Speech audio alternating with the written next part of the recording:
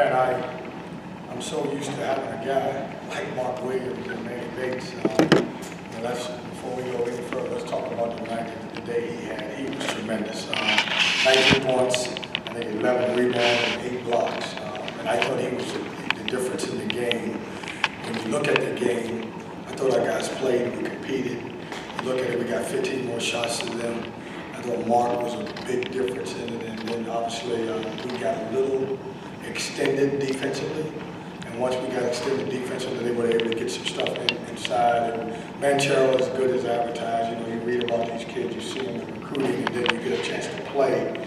But their front line was tremendous tonight. And not to take away from the guards, but I thought that was the biggest difference in the game.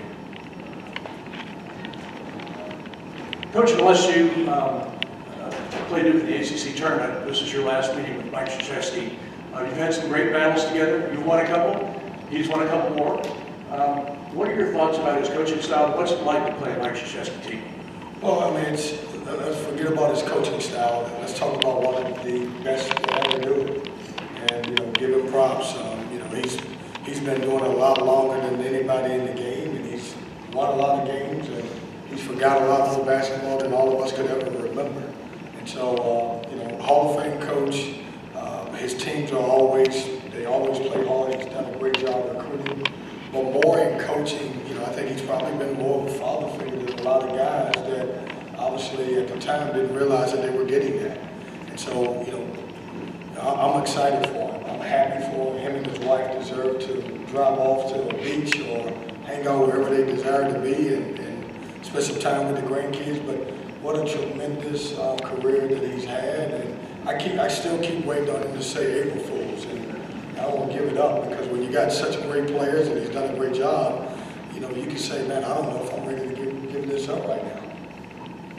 Kevin, did you see there were a couple spots kind of at the end of the first half, start of the second half, where I don't know whether you guys lost focus, but things just kind of slipped away from you a little bit. You were able to get it back. But is that a function of a young team playing in this environment or just Duke being Duke? What kind of happened in those couple sequences? I thought Luke, they were just really good today. And some of it, to answer your question, is probably partly because we do have some youth, but a lot of it was, they were good. I mean, you were playing a team on their home floor, and the last time they played here was against Miami, and they wasn't happy.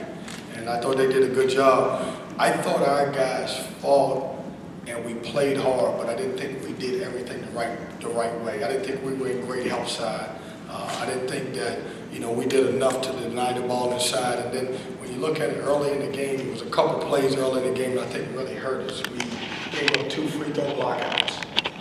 Those are things that we got to get better at. I thought they got out in transition early. We did a better job in the second half, not letting them get out of transition.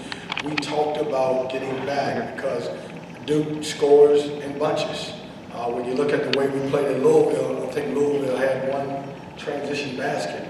And then you look at these guys, they feed off transition, they feed off offensive rebounds, and obviously Mark Williams does a great job anchoring the defense. Coach, fighting hard is something that you've done all season. Then it's only the second double-digit loss that you've had so far this year. So for you as a coach to get that youth to take that next step, the fighting heart is there. How do you get it through to them to do those things that you're asking? We're plenty of season left. Yeah, Joe, we have to play smarter.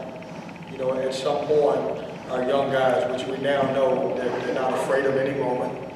We know that they're going to play hard against every team.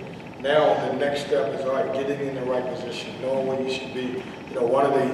As a coach, your first step, if you get your team to play hard, you're moving in the right direction. So we capitalize on that. We've done a great job in that area. Now we have to start playing smart. A lot of, for us, with the new pieces that we have, chemistry goes both ways. On the offensive end, I think we're getting it. Defensively, we got to trust in each other. Defensively, get better in that area.